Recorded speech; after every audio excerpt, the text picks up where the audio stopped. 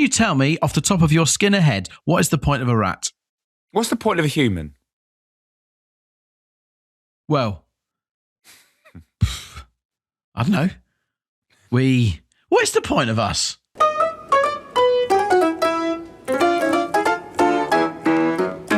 Welcome to a new episode of Mildly Informed with me, Richie Firth, new earphones, which I'm very, very slowly getting used to, and him, Chris Skinner. How are you?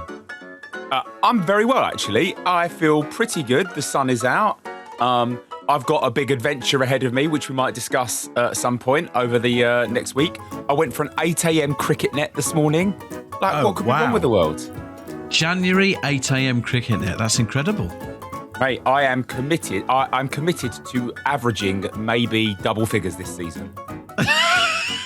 With your bowling or batting? Well, triple figures with the bowling. I am debuting a new pair of headphones today that I'm slowly getting used to. The other important information that you need to know is this is the first episode of Mildly Informed that we have recorded whilst I am the only person in the house other than my dog Eddie. And this could therefore have interruptions, I guess is what you're saying. There could be a little bit of poop scooping going on.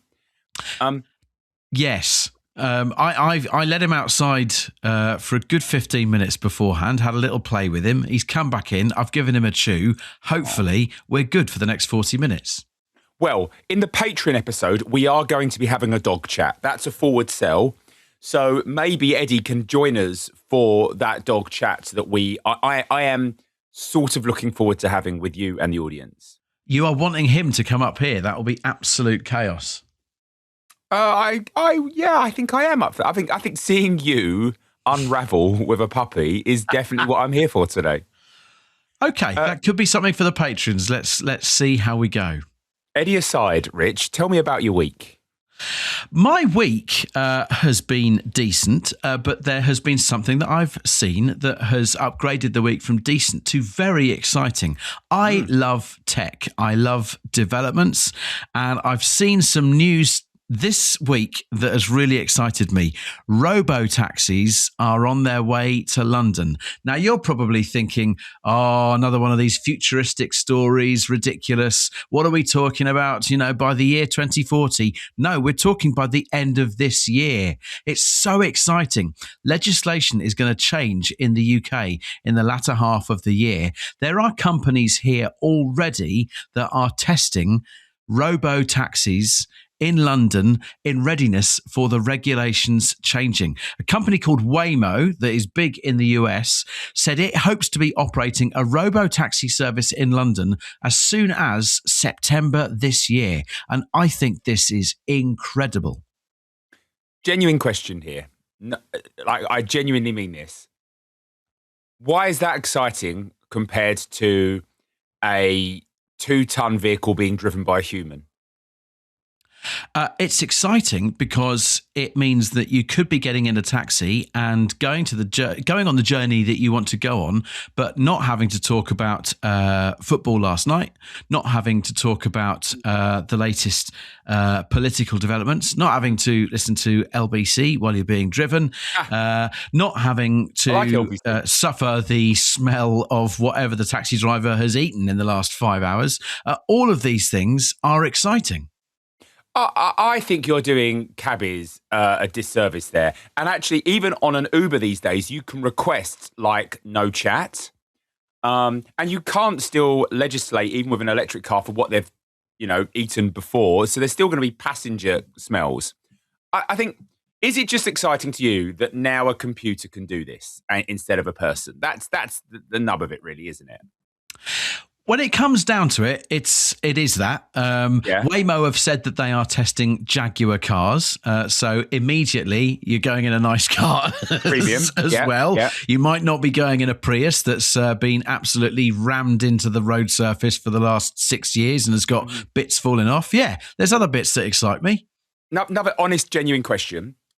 In the front of the car, are there now 2 passenger seats in the front of the car as well? Like where the driver would normally sit, is that now unoccupied? I don't know, because like Jaguars obviously make really good cars. It would be a waste to make a car that's got 2 seats in the front that you can't do anything with. I think if I was getting in a robo-taxi, I would still want to sit in the back seat. Oh, no, I would absolutely want to be in the driver's seat. 100, and I don't agree with you, because where do you want to sit when you're on the DLR, Rich? Where do you want to sit then? That's different, because when you sit on the DLR, you're kidding yourself that you are being a tube driver. When you sit in a robo-taxi, you want that development. You don't want to be sat in the front seat. If you sit in the front seat, you're suddenly going to have fingers flicked at you by people that think you're driving the damn thing. I want to sit in the back and have people looking, going, wow, look, he's in a robo-taxi. I don't want to be kidding myself I'm driving it. I do that every day. Yeah, you can wind the window down, go, no hands, and just carry on. I am honestly quite excited about this development. I have heard anecdotally that journeys are much slower with the automated cars because they're so cautious. So I think it may slow traffic down, which I'm slightly nervous about because it's already kind of gridlocked in London anyway. These things have the tech. I've been reading up on it. They have the tech to be able to be aware of their surroundings a good 360 degrees. So that's everywhere, as far as 3 football pitches ahead and during bad weather. So, yeah, it might be a little bit slower, but once again, I'd say it's probably safer. That would suggest that humans are driving the taxis too fast because they think they can kid things. And that may be true, but let's think about it. Let's say there are 5 bad people, 5 people who you don't like, and your electric taxi is heading for them, and it all of a sudden makes the decision that it can swerve and miss them, but to miss them 5 bad people, it would hit me, So it would make, so this is all part of the ethics of robo-taxis. There's a big conversation around this. It would make a decision to run me over instead of running 5 bad people over. No, because it wouldn't make a decision to run anybody over. It wouldn't have any sense.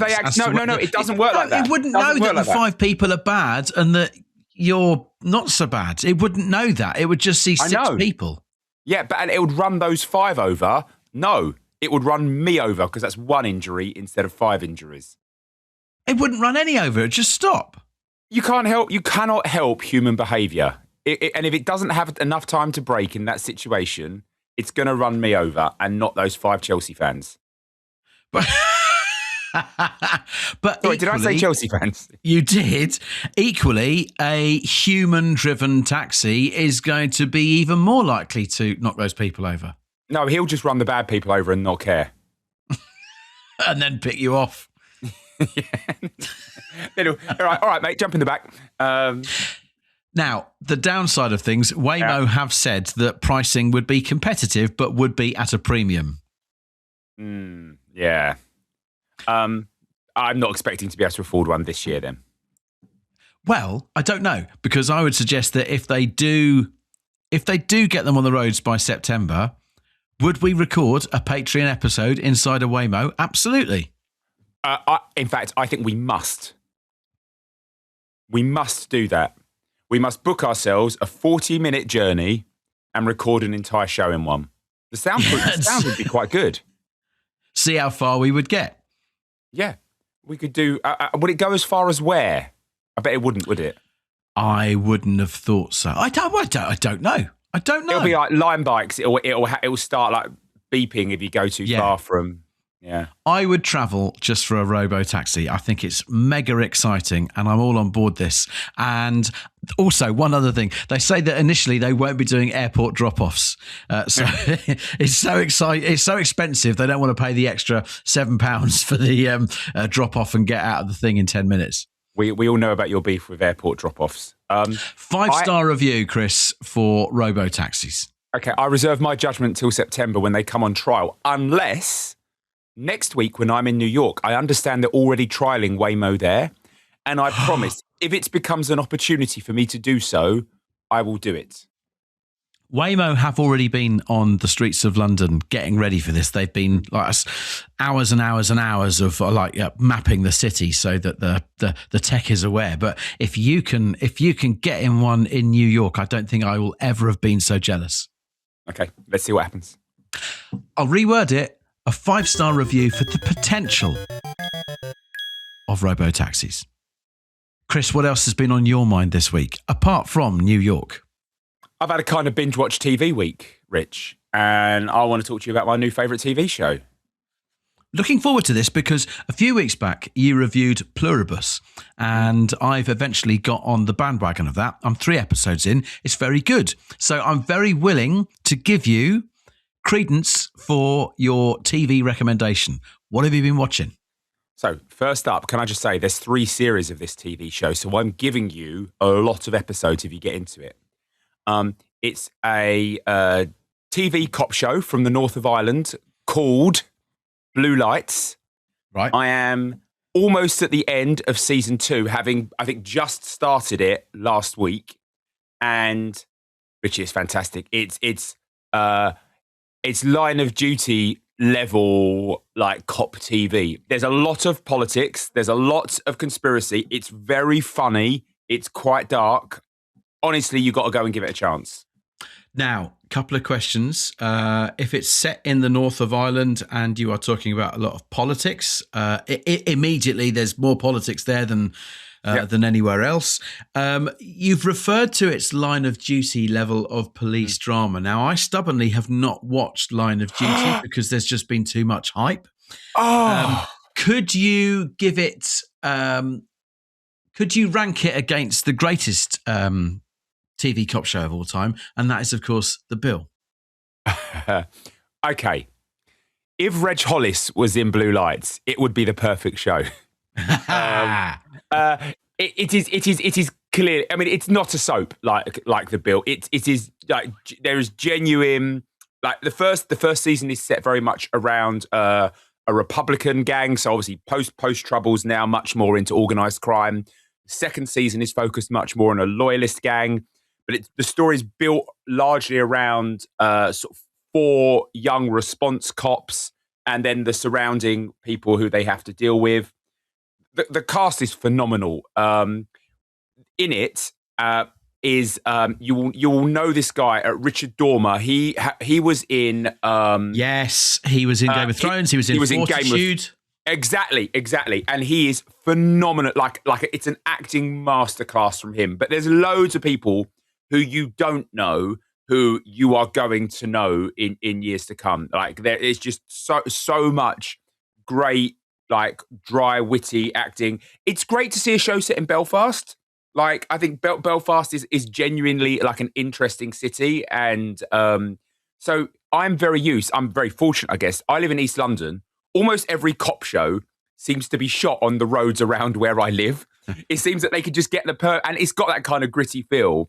So it's just nice to be sort of taken out of that Luther bubble that all TV shows seem to be set in. I love it. I'm going to finish season 2 tonight, and then I'm just going to plow on through with season 3. I hope it's on the iPlayer. It better be. I was about to say, what platform am I looking for this then? Yeah, BBC iPlayer. And I don't spend a lot of time on the iPlayer these days, but when it lands, it lands. How many stars? Oh, it's an absolute 5 flashing stars. Honestly, we could have gone deeper in this conversation if you'd bothered to watch Line of Duty, which is the obvious comparison here. I actually feel it's better now at this stage in its career than where Line of Duty is at now. But I think maybe Line of Duty was better in one of its earlier seasons. But just get stuck in. Just numb that show. I will. I love The Bill. Nothing's ever replaced it. No. I'm onto it. Oh, sorry. One final note. Charlie, that nurse from Casualty who was in it for 40 years or so, plays a Northern Irish cop in season 2. Wow. So he switched emergency services. He has. And he's a retired cop because the guy's about 106. But it's really funny. See, it's like, but you know, like you get some actors, particularly soap actors, who it's really hard to distinguish the human from the character because they've been there for so many years. It's really weird seeing him doing those different, like doing a different accent and being a different character. It doesn't work for me. But other than that. Blue Lights, I'll add it to my list. I'll find the time to try and watch it somewhere in this busy life. A 5-star review.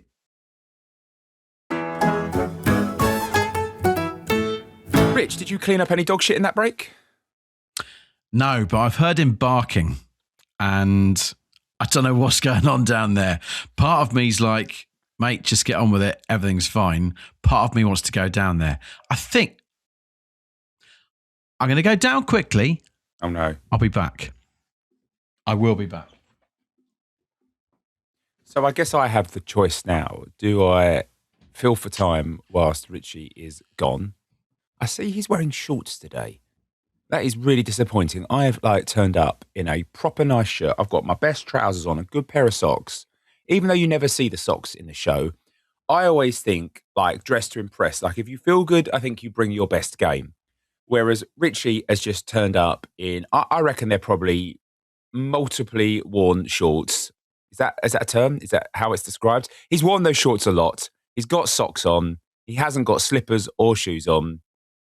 I don't know how long it takes to look after the dog. I'm slightly nervous that he's going to come back with the dog and that's going to interrupt the rest of the show. So we'll just have to see where we land with this one. I can see his guitar there as well. I don't know about you. I was personally quite disappointed with his performance on the guitar last week. He also appears to have forgotten about it and let it drop. There was no, I'm going to play the second note of Knocking on Heaven's Door today. I think he hasn't bothered, frankly, and that's disappointing. However, if you listen to the Patreon episode last week, I did say that I would give 5 cricketers to watch at the under-19 level who are playing in the under-19 World Cup. I can't remember why I said I would do that. And I have done my homework. And I do have 5 for the Patreon show, which I'm going to surprise him with. And he knows nothing. Will he even remember that? I don't know. Hi, Rich. Hello there, Chris. How are you?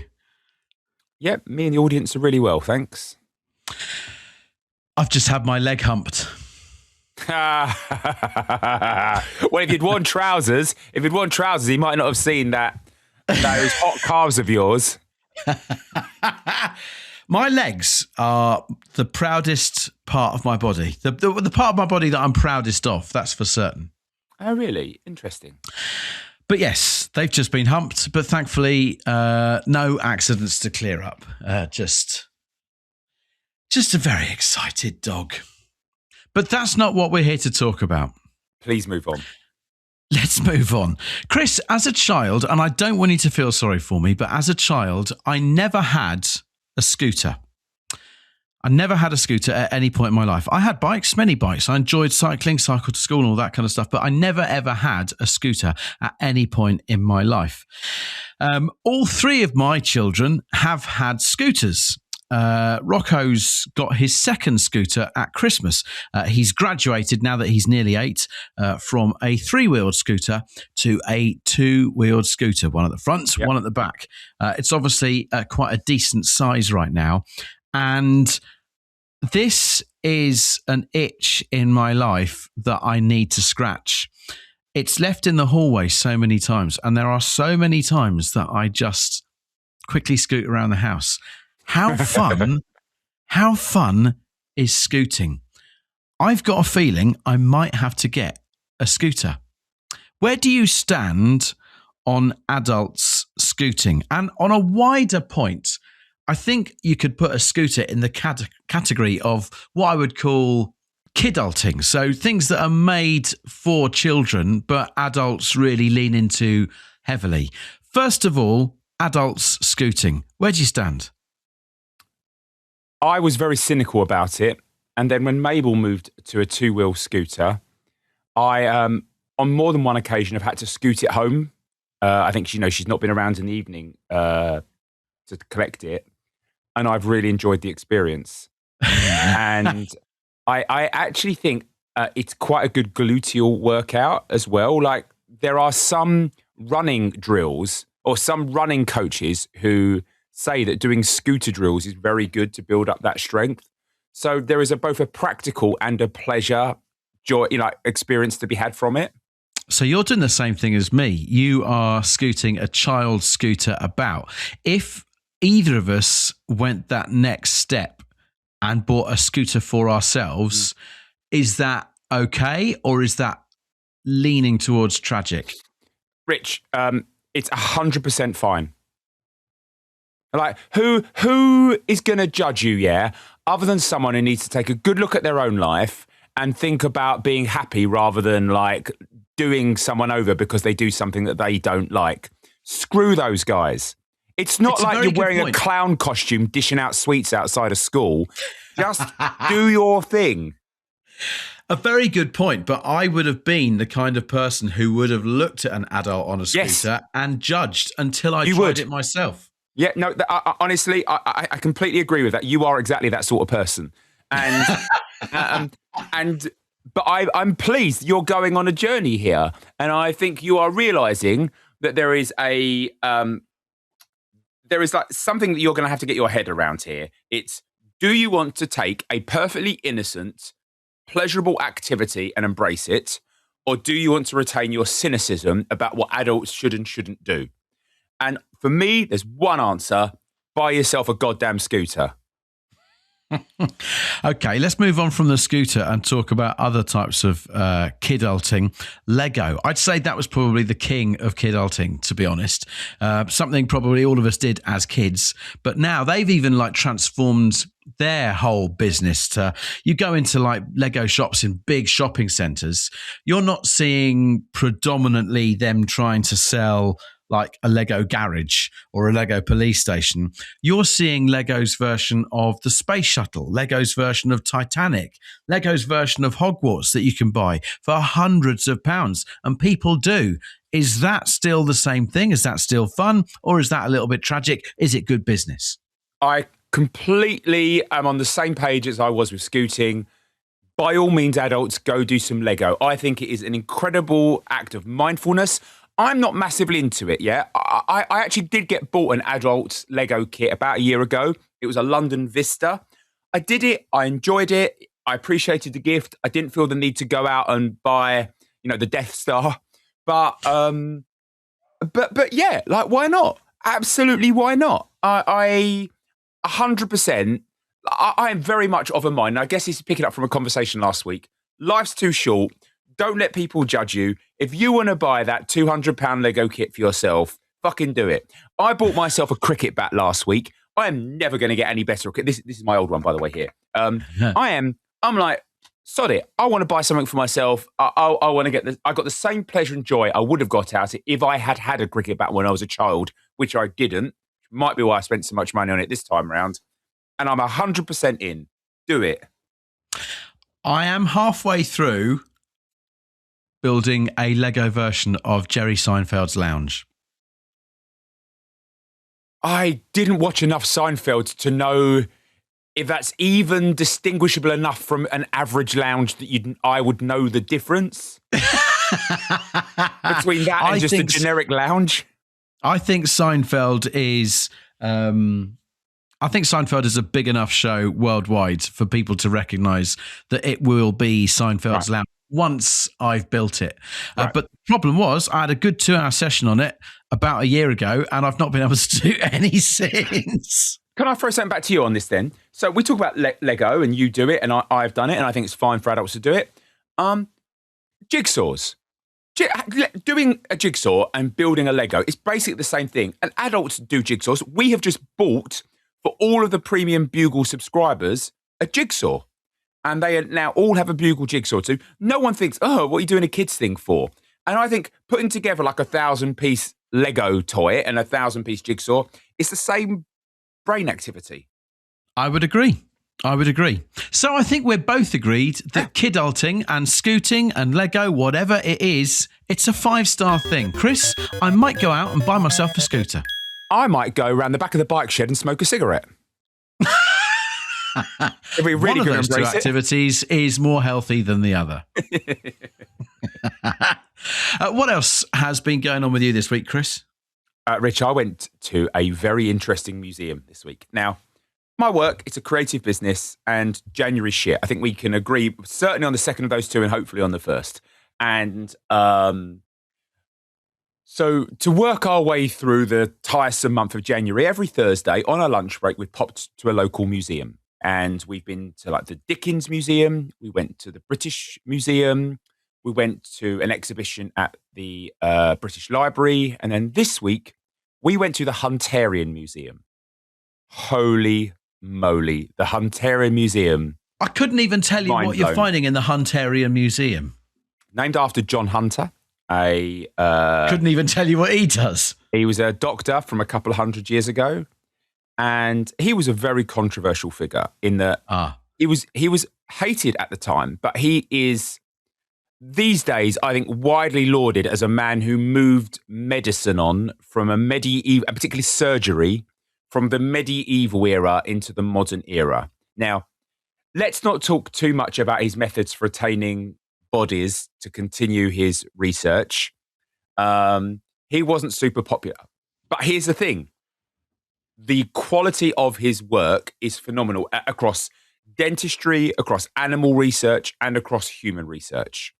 And this museum has a lot of bones, fossils, things in jars, humans in jars, and it's not a massive museum. Like I did half an hour on my lunch break, yeah, but it is literally mind-blowing. I mean, they've got like dodo skeletons in there, human skulls, all kinds of sea creatures, spiders, often half dissected frogs and the likes. It is super curious. And they even had the skeleton of a human with full hip replacement. And that was, of all the weird and wonderful and often disgusting things, I was like, because I have had a hip replacement, I was like, oh, that's what I look like on the inside now.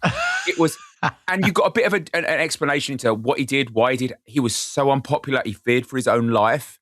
A lot of groups, including quite conservative and religious groups, like really, wanted him locked up. But they showed some of the work he did in his own lifetime, which radically transformed how surgery is conducted, like saving lives that would have never otherwise been saved.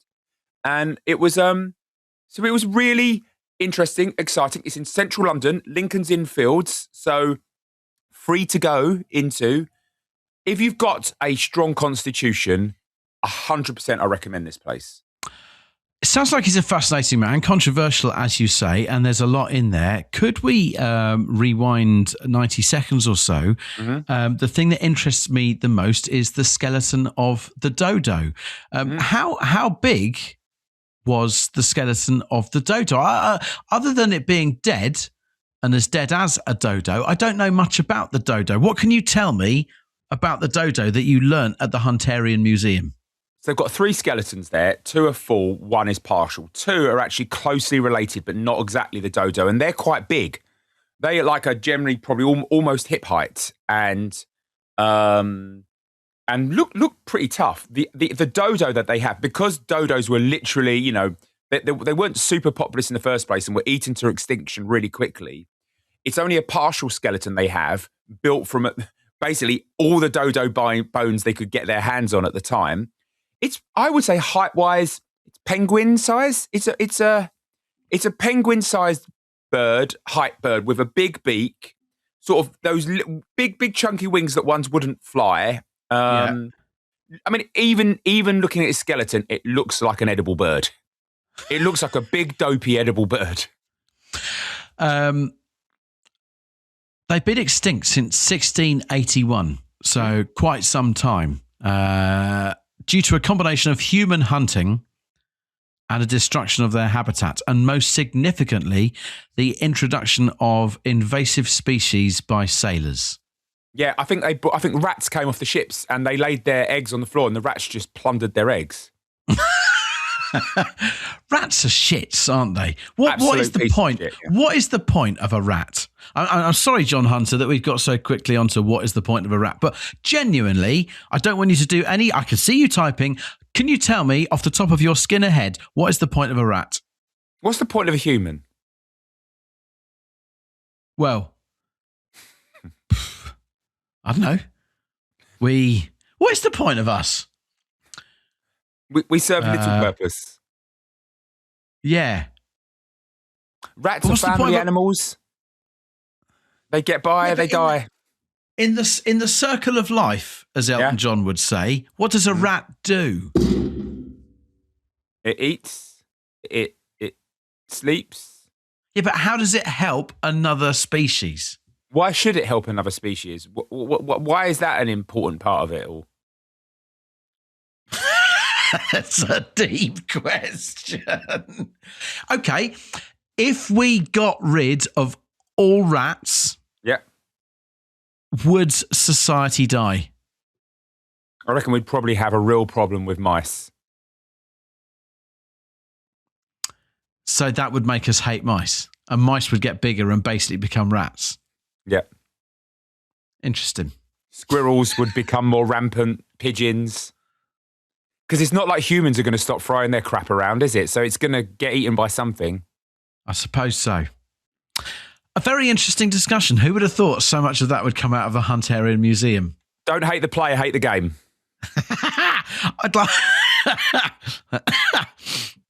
I'd like to go. In fact, I might go on my lunch break as well. Chris, how many stars are you giving the Hunterian Museum?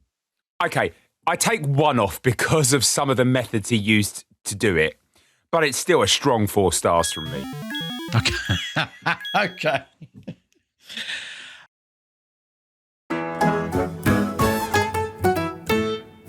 I love that advert. It was really, really good. Is your dog still smashing on the door trying to hump it, or? I still hear the odd bark downstairs. But I've spent a lot of time with him, so it's probably interesting to hear what he does when I'm not in the room. And that's for another matter. But maybe the Patreons will see him. It might be the briefest Patreon episode ever. Who knows? Hit me, Richie, one more time. Chris, you know how much I love mini eggs. I do. You love them. I absolutely love them. I mourn them every Easter Monday as they disappear from the shops right through till Christmas again. I mourn mini eggs. The only place you can get them during the rest of the year is by going to a cinema and raiding the pick and mix with the mini egg section that I don't think are actually Cadbury mini eggs. They're just rip-off ones. But I love mini eggs. But my goodness, if there's ever been an illustration of inflation, it's the price of mini eggs this year. A standard bag of 80 grams worth of mini eggs is going for around about £2. No. Yeah. Not good enough. £2. In Tesco, and I'm sure in other supermarkets the price point is similar, a 1 kilogram bag of mini eggs is going for £16. No. £16. Cheap Cadbury's chocolate for me should always have sold £1 per 100 grams. That for me, yeah. And I appreciate it's gone up now, so it should be maybe 120, 125 to reflect inflation. So, and the thing about mini eggs, like why I don't like them as much, is they go and ruin a good bit of Cadbury's chocolate by sticking that like sugar crusty shell on it. So actually, and I guess they feel they can bill more for that. But essentially, that 80 gram bag, you probably got about 70 grams of 70 grams of chocolate. So that for me should make that bag £1. I think £1 would be a good price point. I'd pay £1.50. £2 just seems ridiculous. Someone worked out that in the kilo bag of mini eggs, around about £16, you're paying about 7p per egg that you get in there. Now, wait a minute. I think when you look at that, I think 7p for one mini egg isn't bad. No, it's too much. It's ridiculous. They're tiny. They are small, but the craft that goes into them, I'd love to have half an hour in the mini egg factory to see how they do it. How do they get that crispy shell on there? Okay, you're just trying to have this conversation so I enable you and make you feel good about buying a 1 kilogram bag of mini eggs. I think that's where we're going with this. And the simple answer... Mathematically, I do actually think that if you boil things down, the 16 pound kilo of mini eggs is financially not a bad deal when you compare it to the £2 80 gram bag. Only if you knew you were going to eat 10 bags.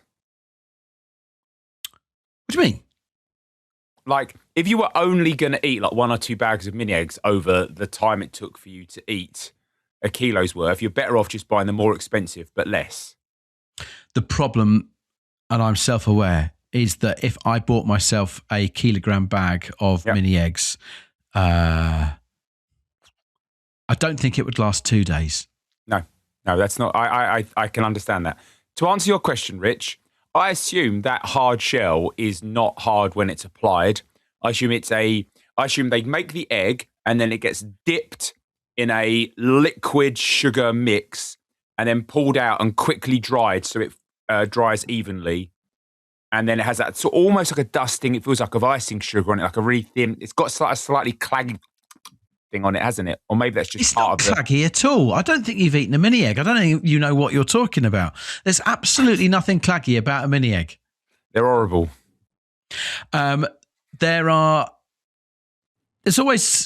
There's always another side to the argument, and this year I do feel that Cadbury have upped their game with the supplementary mini egg products. There are now chocolate bars that are sold with little mini eggs in. I feel like there's plenty of extra mini egg products. I've seen, you know how they do their little Crunch Corner yogurts, not like the Muller type, but a little bit of chocolate yogurt, and then you've got other stuff can tip into it. You can get mini egg ones of those now as well. So you win some, you lose some. I think the price point of the original has gone up astronomically, but there's more stuff out there for us mini egg lovers. I used to love, as a kid, making a chocolate nest with mini eggs in. So we'd get shredded wheat, we'd crunch it up, we'd pour melted chocolate on, we'd shape it into like an Easter nest type mold. And then when it dried, we'd drop mini eggs in and give it as gifts. That sounds absolutely incredible. That sounds incredible. It's great to do with the kids as well. It's like everyone wins. Like you spend like a good hour in the kitchen with the kids doing good productive stuff, and everyone gets chocolate at the end. Why don't you resurrect that this year? Do it with the girls, and then one Sunday evening there'll be a knock at the door about 5:30. You open the door and I'm there, and you say to me, "Rich, we've got one spare shredded wheat mini egg nest. I'd like you to have it." And we can put it in this raspberry tub, and you can take it back in there. That's a very long running gag for loyal, mildly informed listeners. They know who they are. Rich, what's the review? The review is 4 stars for the price of mini eggs in 2026. I don't like it, but I'll still buy it. I would give the quality of a mini egg 3 stars and the price 1, but it's not my review, it's yours. So that's a 2-star review from you for mini eggs. Yep. What a controversial way to end the free episode of Mildly Informed. Now, if you wish to have more of this, Chris and I are now going to hang out on Patreon, talk about dogs for a little bit. There may be an appearance from my little shit stain downstairs. But that's over on Patreon right now. You can find us on there. If you'd like to interact with anything that's been discussed on this episode, well, you can find us on the socials at Producer Chris, at Richie Firth. You can leave your comments in the YouTube comments section if you're watching this online. And we will see you, well, maybe next week. What's going on, Mr. New Yorker?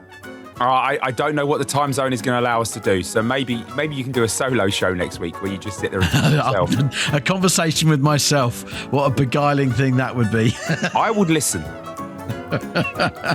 Chris, I'll see you over on the Patreon.